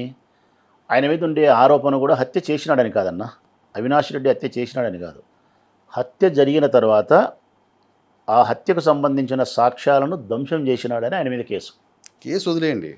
వాళ్ళ సిస్టర్స్ మాట్లాడుతుంది, హత్య చేసినోడికి సీట్ ఇస్తారా? అదే హత్య చేసినోడికి ఓటేస్తారా? నేను చెప్పేది అది. హత్య చేసినాడని ఆయన మీద ఎఫ్ఐఆర్లో లేదు. హత్య చేసిన వాళ్ళు వేరే, హత్య చేసిన వాళ్ళను సమర్థించినావు నీవు, వారిని సాక్ష్యాలను తారుమారు చేసేదానికి అవినాష్ ఉపయోగపడినాడని చెప్పి ఆయన మీద ఎఫ్ఐఆర్ రిజిస్టర్ అయినది. నేను వాదిస్తాండేది ఏంటంటే, అవినాష్ అనే సౌమ్యుడు, అవినాష్ అనే మంచివాడు వాళ్ళ చిన్నాయన యొక్క హత్యలో నేరుగా కానీ పరోక్షంగా కానీ సాక్ష్యాలను ధ్వంసం చేసే విషయంలో కానీ భాగస్థుడై ఉంటే నేను రాజకీయాల నుంచి నిష్క్రమిస్తా, ఉండను. శాశ్వతంగా నిష్క్రమిస్తా. అతను ఆ పని చేసినాడు అంటే అతను చేయలేదని నమ్మినా కాబట్టి నేను వాదిస్తానా. అంటే చేయలేడని ఎట్లా నువ్వు చెప్పగలుగుతావు అంటే దానికి 3 రకాలు ఉన్నాయి. ఒకటి ఆత్మసాక్షి, ఒకటి న్యాయస్థానంలో జడ్జి గారు ఇచ్చే తీర్పు, మరొకటి క్షేత్రస్థాయిలో ప్రజలు ఇచ్చే తీర్పు. ఇప్పుడు ఎంపీగా అవినాష్ రెడ్డి పోటీ చేసినాడు, విమర్శించే షర్మిలమ్మ పోటీ చేసింది, మీరు చెప్తానారు. ఇప్పుడు ప్రజలు గన అవినాష్ హత్య చేసినాడని భావిస్తే అవినాష్కి ఓటు వేయకూడదు. అవినాష్ ఓడిపోయినాడు అనుకో, నేను నమ్ముతా. ఏమని? ప్రజలు నమ్మినారు. ఏమని? అవినాష్ హత్య చేసినాడని ప్రజలు విశ్వసించినారు కాబట్టి ఓటు వేయలేదు. ఒకవేళ అవినాష్ గెలిచినాడు, ప్రజలు విశ్వసించలే మీ మాటలు, అవినాష్ హత్య చేయలేదని నమ్మినాడు కాబట్టి ప్రజలు ఓటేసినారు అనుకుంటా. ఇది ఒకటి. రెండవది కోర్టులో జడ్జి గారు ఇచ్చే తీర్పు, సాక్ష్యాలను ఆధారాలు చేసుకొని తీర్పు ఇస్తారు. ఆ తీర్పు వరకు మీరు వెయిట్ చేసి న్యాయస్థానంలో ఆయన తీర్పు ఇచ్చినాడు అనుకో, నేను రాజకీయానికి నిష్క్రమిస్తా. నేను నాతో పాటు జగన్ తప్ప మిగతా ఎమ్మెల్యేలు అందరం కూడా మూకుమ్మడి రాజీనామా చేస్తామని చెప్పినాం ఎమ్మెల్యే పదవులకు. జిల్లా అంతా జగన్ తప్ప. ఎందుకంటే జగన్ ఒకని నేను బాస్, ఆయన అడగలేను కదా, లీడర్. మా 9 మంది, నా 8 మంది అయితే మా సహచర మిత్రులే కాబట్టి వాళ్ళని అడిగినా అందరూ ఒకే మాటే, 9 మంది రాజీనామా చేస్తామని చెప్పినాం కోర్టు తీర్పు ఇస్తే. అంతరాత్మ సాక్షి, ఇది ఎవరి అంతరాత్మ వాళ్ళు తెలుస్తుంది. ఈ 3 దానిలలో ఏదో ఒకటి నమ్మాలి కదా. షర్మిలమ్మనే నమ్మమను, తెలుగుదేశంలో నమ్మమను, ఏదానికే నమ్మమను, వెయిట్ చేయమను. జూన్ 4వ తారీఖు వరకు వెయిట్ చేస్తావా? వెయిట్ చేస్తా. కోర్టు తీర్పు వచ్చేందుకు వెయిట్ చేస్తావా? వెయిట్ చేస్తా. వాళ్ళ సొంత చెల్లెళ్ళు నమ్మలేకపోతుంటే మీ అంతరాత్మ సాక్షి కానీ మీరు ఎలా చెప్తారు? వాళ్ళు ఎందుకు నమ్మాలన్నా సొంత చెల్లెళ్ళు మాట? షర్మిలమ్మ ఏం మాట్లాడింది అవినాష్ హత్య విషయంలో? ఇంతకుముందు చంద్రబాబు నాయుడు మీద మాట్లాడింది. సునీతం ఏం మాట్లాడింది? చంద్రబాబు నాయుడు మాట్లాడింది. ఆదినాటిని మాట్లాడినారు. వాళ్ళన్న వెనకేసుకొని వచ్చి మాట్లాడినారు. ఒకప్పుడేమో అన్న వెనకేసుకొని వచ్చి మాట్లాడతావు, మళ్ళీ మీ కుటుంబ కలహాలు వచ్చినప్పుడు, మీకు అంతర్గత కలహాలు వచ్చినప్పుడు అన్నను దోషం చేసి మాట్లాడతావు. అంటే 2 నాలుకల ధోరణి మీరు అవలంబిస్తా అంటే, సిద్ధాంత బలం లేకుండా అవకాశవాద రాజకీయాలు మీరు చేస్తా అంటే మేము అమాయకులమా? చెవులో పూలు పెట్టుకునేమా కడపోళ్ళం ఏమన్నా? నువ్వు తెలంగాణకు పోయి రాష్ట్రం పోయి ఆడపోయి పార్టీ పెడతావు, తెలంగాణ రాష్ట్రంలో పుట్టినానంటావు, అక్కడ పెరిగినానంటావు, పెళ్లి చేసుకునే అంటావు, పిల్లలు కన్నే అంటావు, ఇక్కడే సస్తానంటావు, పాడేరు మట్టి కోసమే బతికినాని పాడేరు మట్టిని ముద్దు పెట్టుకుంటేవి. తెల్లవారేతలకి 1 నెల క్యాలెండర్ పేజీ చినిపోయే లోపల ఢిల్లీకి పోయి పార్టీ మారిస్తేవి, 1 రోజు మారే లోపల రాష్ట్రం మారిస్తేవి, 1 గంట మారే లోపల సిద్ధాంతం మారిస్తేవి. అంటే సిద్ధాంతం మారుస్తావు, రాష్ట్రం మారుస్తావు, జెండా మారుస్తావు, మాట మారుస్తావు. ఇప్పుడు వచ్చి కడప బిడ్డ అని చెప్పి నువ్వు మాట్లాడితే, రాజశేఖర బిడ్డ అని చెప్పి మాట్లాడితే మేమంత తిక్కువల్లమా ఉండడానికి? నువ్వు కడపకు వచ్చింది కడపల కోసం కాదు, ఢిల్లీ సోనియమ్మ కోసం వచ్చినావు, జగనన్న మీద కోపంతో వచ్చినావు, నీ వ్యక్తిగత కక్ష తీర్చుకోనికి వచ్చినావు. కాబట్టి ఇక్కడ నీ పప్పులు ఉడకవు, నీకు డిపాజిట్ కూడా రాదు. నీ ద్వంద్వ నీతి మాటలు ఇక్కడ ఎవరు నమ్మరు. ముందు నువ్వు సమాధానం చెప్పాలా. కాంగ్రెస్ పార్టీకి ఎవరైనా ఓటేస్తారని చెప్పి షర్మిలమ్మ చెప్పింది. ఎఫ్ఐఆర్లో రాజశేఖర్ చేసిన కాంగ్రెస్ పార్టీకి ఓటేయాలనా అని చెప్పింది. అన్నను జైల్లో పెట్టి అన్యాయంగా నిర్బంధించిన వారికి ఓటేయాలనా అనింది. మరి ఈ బుద్ధి మారుతున్నావు? ఎట్లా పడితే ఎట్లా మారుతావా? నువ్వు మారుతావు తల్లి, మేము మారం. మేము ఒకటే సిద్ధాంతమే కడపోళ్ళం, ఒకటే మాట మీద ఉండాం. మనసా వాచే కర్మేనా మేము నమ్మిన సిద్ధాంతానికి లోబడే ఉంటాం. అవినాష్ అనే వ్యక్తి హత్య చేయలేదని నా అంతరాత్మ సాక్షిగా నమ్మి వాదిస్తానా. రాజకీయాల కోసం ఎవరు చేసుంటారు అనుకుంటున్నారు? దస్తగిరి చేసినాడు. దస్తగిరికి వెనక ఎవరున్నారు? వాళ్ళ అల్లుడు ఉన్నాడంటారు. ఎవరు? వివేకానంద రెడ్డి అల్లుడు. అది మీ అంతరాత్మ నమ్ముతుందా? నా అంతరాత్మ నమ్మడంలే అంటున్నారు. ఇది అంటున్నారు, అది అంటున్నారు. మీరు చెప్పాల్సింది కోర్టు చెప్పాలి. నేను నమ్మడంలే, 2 నమ్మడంలే. దస్తగిరి చేసినాడు, ఎర్రగంగిరెడ్డి చేసినాడు. హత్య చేసిన వాళ్ళైతే వీళ్ళే, ఎర్రగంగిరెడ్డి వాళ్ళే చేసినారు. వాళ్ళ వెనకల ఎవరు చేయించినారు అనేది తేల్చాల్సినది పోలీసులు, న్యాయస్థానం. న్యాయస్థానం ఏది చెప్తే అది నమ్ముతాను నేను. Okay, right sir. ఫైనల్గా కంక్లూడ్ చేస్తూ, రాచమల్లు ప్రసాద్ రెడ్డికి ఓటు ఎందుకు వేయాలి, వరదరాజుల రెడ్డికి ఓటు ఎందుకు వేయకూడదు?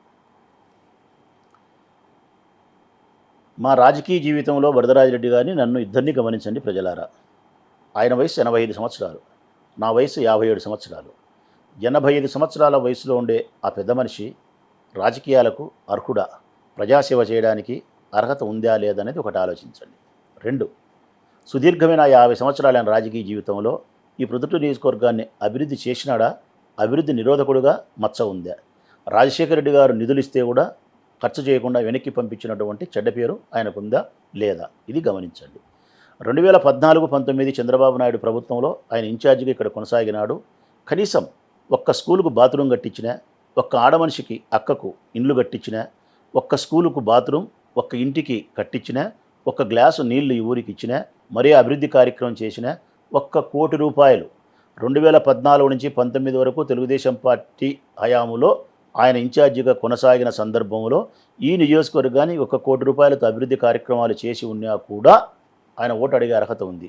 ₹1 కోటి కూడా ఆయన చేయలే. అంటే అభివృద్ధి చేయకపోయా, మిమ్మల్ని వ్యక్తిగతంగా మానవతా హృదయంతో సహాయపడలేకపోయా, కనీసం 19 నుంచి 23 వరకు మీకు కరోనా వచ్చిన కాలంలో దగ్గర కూడా ఉండకపోయా, మరి భౌతికంగా దగ్గర లేడు, అభివృద్ధికి దగ్గరగా లేడు, హ్యూమానిటీగా దగ్గరగా లేడు, కేవలం పదవీ వ్యామోహంతో వచ్చి ఇప్పుడు ఆల్ ఆఫ్ సడన్ వచ్చి నాకు ఓటు వేయి అంటే ఏ విధంగా ఆయనకు ఓటు వేయాలనేది నా ప్రశ్న. నా గురించి 96లో రాజకీయాల్లోకి వచ్చిన ఈనాటి వరకు ఈ ప్రొద్దుటూరు వదిలి పక్కకు పోలే. ఈ గ్రామ పొలిమేరలో ఉండే గ్రామ దేవత అయినా ఎప్పుడైనా విశ్రాంతి తీసుకుంటుందేమో కానీ రాచమల్లు మాత్రం ఈ ప్రొద్దుటూరు పొలిమేర దాటి కూడా పోడు. పొద్దున పోతే మళ్ళీ రాత్రికి రావాల్సిందే. రాచమల్లు జీవితం, రాచమల్లు శ్వాస, రాచమల్లు ఊపిరి అన్నీ ప్రొద్దుటూరే. ఈ ప్రజలతోనే మమైకమైన, పేదరికంతోనే పెరిగిన, పేదరికం ప్రజలతోనే నేను ఉండా. నా దగ్గరుండే ప్రతి రూపాయిని వీళ్ళ కోసం ఖర్చు చేసే ప్రయత్నమే చేసిన. ఒక్కసారి అవకాశం ఇచ్చినారు 19లో అధికారాన్ని. 2 సంవత్సరాలు కరోనా పోయింది. ఆ 2 సంవత్సరాల కరోనా కాలంలో నేనే క్వారంటైన్ సెంటర్లు పెట్టింది, నేనే ఆక్సిజన్ ఇప్పించింది, నేనే మందులు ఇప్పించింది, నేనే కూరగాయలు పంచింది, నేనే డబ్బులు పంచింది, నేనే స్ప్రే చేసినది, అన్ని చేసింది నేనే. నా నెత్తి మీదికి తెచ్చుకునేది కూడా కరోనా నేనే. మృత్యువు వాకిట్లేకపోయి వెనక్కి వచ్చినామన్న సత్యం కూడా ప్రజలకు తెలుసు. అప్పుడు వరదరాజిరెడ్డి ఇంటికి పరిమితం. అవకాశం ఇచ్చిన ఈ 3 సంవత్సరాల కాలంలో కొన్ని ₹100 కోట్ల అభివృద్ధి చేసిన, ₹150 కోట్ల తాగునీళ్ళు ఇచ్చిన, ₹5 కోట్ల పార్కు తయారు చేయించిన, 5 కోట్లతో బస్టాండ్ తయారు చేసిన, ₹53 కోట్ల మార్కెట్ కడతా ఉన్నా, 52 కోట్లతో రామేశ్వరం పెన్నారివర్లు బ్రిడ్జి కడతా ఉన్నా, 65 కోట్లతో వైఎస్ఆర్ ఇంజనీరింగ్ కాలేజ్ కడతా ఉన్నా, 160 కోట్లతో పైపు లేని కొత్త పైపులు వేస్తూ ఉన్నా నీళ్ళయి, 160 కోట్లతో కాలువల ఆధునీకరణ చేస్తూ ఉన్నా, రామేశ్వరం పెన్నారివర్లు బోర్లు వేసి చాలామంది గ్రామీణ ప్రాంతాలకు ఉప్పు నీరు లేకుండా త్రాగునీరు అందించగలిగిన, 24,000 మందికి ఇళ్ల పట్టాలు ఇచ్చి ఇల్లు కట్టించే కార్యక్రమం చేస్తూ ఉన్నా, 4 ప్రాథమిక ఆరోగ్య కేంద్రాలు కట్టినా, 83 చోట్ల సచివాలయాలు, విలేజ్ హెల్త్ క్లినిక్ సెంటర్లు, రైతు భరోసా కేంద్రాలు కట్టినా, ₹200 కోట్ల గ్రామీణ ప్రాంతాలకు రోడ్లు వేయగలిగిన. ఇంకా ఇట్లా చెబుతా పోతే ఇన్ని ఉన్నాయి నా అభివృద్ధి కార్యక్రమాలు. 4,000 కోట్ల సంక్షేమాన్ని, అభివృద్ధిని ఈ ఊరికి ఈ 5 సంవత్సరాల కాలంలో తీసుకొచ్చిన. 4,000 crores. నేను చెప్పేది అబద్ధమైతే నాకు ఓటు వేయొద్దు, నేను చెప్పేది నిజమైతే ఓటు వేయమని ప్రజలను కోరుతా ఉన్నా. నా మానవత్వం మీకు ఉపయోగపడినా, నా నాయకత్వం మీకు ఉపయోగపడినా, నా జెండా మీకు ఉపయోగపడినా, నా జెండా సంక్షేమ పథకాలతో పేదవారికి ఆర్థిక భరోసాని ఇచ్చి ఉంటే ₹1,700 కోట్ల ఇచ్చింది. ఈ ఊరి ప్రజలకు ₹1,700 కోట్ల నగదులెక్కి ఇచ్చింది. ₹1,300 కోట్ల అభివృద్ధి కార్యక్రమాలు చేసినాం. ₹1,000 కోట్ల ఇంటికి వెచ్చిస్తూ ఉన్నాం. కలిపితే ₹4,000 కోట్ల. నా సొంత ధనం పదుల సంఖ్యలో కోట్ల పెళ్లిళ్లకు, పేరంటాలకు, మరణాలకు, ఆకలికి, విద్యకు, ఒకటేమిటి దైనందిన జీవితంలో పేదరికతో ఉండే ప్రతి కష్టానికి నేను ఉపయోగపడిన మాట వాస్తవం. నేను చెప్పే ప్రతి మాట నిజమైతే నా గౌరవాన్ని కాపాడవని ప్రజలను విజ్ఞప్తి చేస్తూ ఉన్నా, హృదయపూర్వకంగా విజ్ఞప్తి చేస్తూ ఉన్నా. నేను మాట్లాడింది సత్యమైతే, మీ బిడ్డ మాట్లాడింది నిజమైతే మీ బిడ్డ గౌరవాన్ని ఈ ఎన్నికల్లో కాపాడండి. మీ బిడ్డ అబద్ధం చెప్పింటే తిరస్కరించండి. ఓకే, ఇది లాస్ట్ టైమా కంటెస్ట్ చేయడం మీరు? బహుశా ఇదే లాస్ట్.